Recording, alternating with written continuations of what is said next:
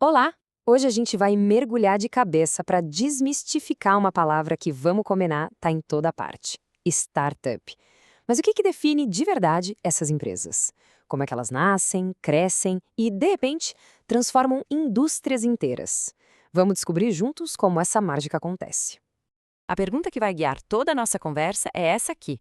Como é que uma simples ideia consegue não só sobreviver num ambiente super competitivo, quase uma selva, mas também crescer e virar um gigante? É uma jornada fascinante, quase como ver uma espécie nova evoluindo no seu habitat.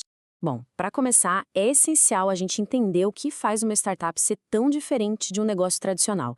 E esse quadro aqui deixa isso bem claro.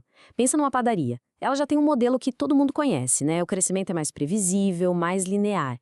Agora, uma startup, ela nasce no meio da incerteza, buscando um modelo de negócio que possa crescer de forma exponencial, muito rápido. É um jogo de risco altíssimo, mas que pode trazer uma recompensa gigantesca. Então, para entender de verdade o que é uma startup, a gente precisa dar uma olhada no seu DNA. O que lá na essência faz uma startup ser, bem, uma startup. O primeiro pilar, que vem do Steve Blank, um dos papas do assunto, é a busca por um modelo de negócio que seja escalável e repetível. Tá, mas o que isso quer dizer na prática? É a capacidade de crescer muito, de atender muito mais gente sem que os custos subam na mesma velocidade. Pensa num software. Vender 1.000 ou 1 milhão de licenças não muda tanto assim o custo de produção, né? Essa é a chave para o crescimento explosivo. O segundo pilar, que vem do Eric Ries, é a tal da incerteza extrema. Uma startup opera sem um mapa, sem um caminho claro, muitas vezes criando soluções para mercados que, olha só, talvez nem existam ainda. É como navegar em águas totalmente desconhecidas, onde a sua capacidade de aprender e se adaptar rápido é o que te mantém vivo. E aí, quando a gente junta esses dois conceitos, a gente tem a definição moderna e completa. Uma startup é isso, uma organização que está procurando um modelo de negócio repetível e escalável e fazendo tudo isso num cenário de incerteza radical. Essa combinação é a identidade dela. Mas, óbvio, nenhuma startup cresce sozinha. É igual uma espécie na natureza. Ela precisa de um habitat nutritivo, um verdadeiro ecossistema de apoio para conseguir prosperar. E olha que interessante a diferença entre dois personagens-chave nesse habitat: as incubadoras e as aceleradoras. Pensa na incubadora como um berçário, sabe? Ela ajuda a ideia a amadurecer, com calma, com mentoria, num prazo mais longo. Já a aceleradora é tipo um campo de treinamento de elite. É um programa intenso, curto, que prepara startups que já têm um produto para crescer muito rápido e atrair investimento. E, claro, a gente não pode esquecer dos espaços de coworking, que são o pilar desse habitat. Eles são muito mais do que só um escritório compartilhado. São verdadeiros caldeirões de inovação. A infraestrutura compartilhada ajuda a cortar custos, o que é fundamental no começo, mas o grande valor está na cultura de colaboração, nas chances de networking que aparecem do nada. É ali, na hora do cafezinho, que muitas vezes nascem as melhores ideias e parcerias.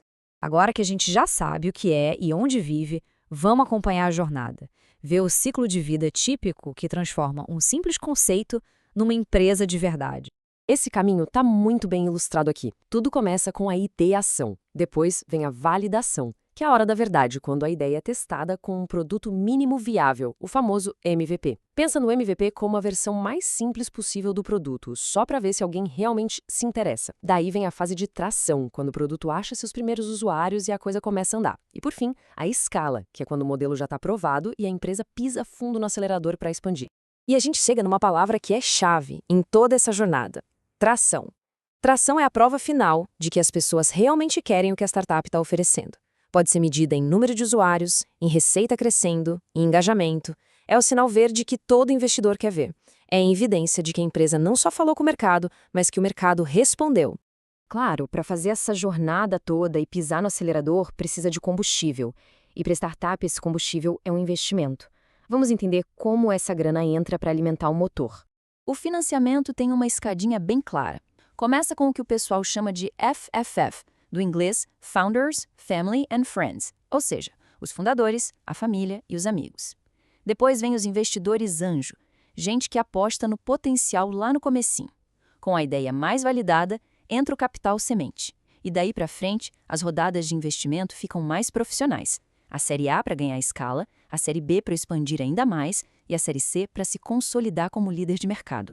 E quando uma startup passa por essas fases e consegue atingir o valor de mercado de US$ 1 bilhão, ela ganha o apelido mítico de unicórnio. É um símbolo de sucesso, algo raro e extraordinário nesse ecossistema.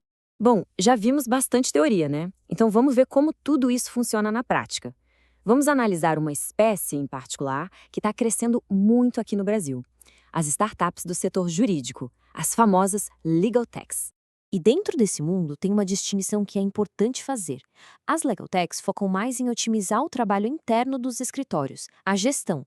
Já as Lautechs são um pouco diferentes. Elas usam tecnologia para melhorar o serviço jurídico em si, tipo usar análise de dados para tentar prever o resultado de um processo. E as inovações que elas trazem são impressionantes. Tem a jurimetria, que usa dados para prever o resultado de processos. Inteligência artificial ajudando tribunais a serem mais ágeis. As RegTechs, que automatizam a conformidade legal das empresas. E até plataformas para resolver conflitos online, sem precisar ir para a justiça. É uma revolução no setor que é conhecido por ser bem conservador. E o que esses dados aqui contam pra gente? Que o cenário de startups jurídicas no Brasil tá pulsando, tá em plena formação. Olha só, 95% delas são micro, pequenas ou médias. Só 5% são consideradas grandes. Isso mostra que é um ambiente jovem com um potencial gigante de crescimento pela frente. E este número mostra onde a inovação está mais concentrada. Quase 1/3 de todas as startups jurídicas do Brasil estão em São Paulo. Isso consolida a cidade como o principal habitat, o principal ecossistema para essa nova espécie no país. Então, no final das contas, a grande lição é essa: uma startup é muito mais do que só uma empresa. É uma jornada de altíssimo risco pelo desconhecido. Uma jornada que só é viável por causa de um ecossistema forte que dá todo o suporte para ela crescer e, quem sabe, prosperar. E tudo isso deixa a gente com uma pergunta no ar para refletir. Se a tecnologia está redesenhando todas as indústrias, qual setor tradicional vai ser o próximo a ser completamente transformado por uma nova espécie de startup? Uma coisa é certa: a caça por inovação não para nunca.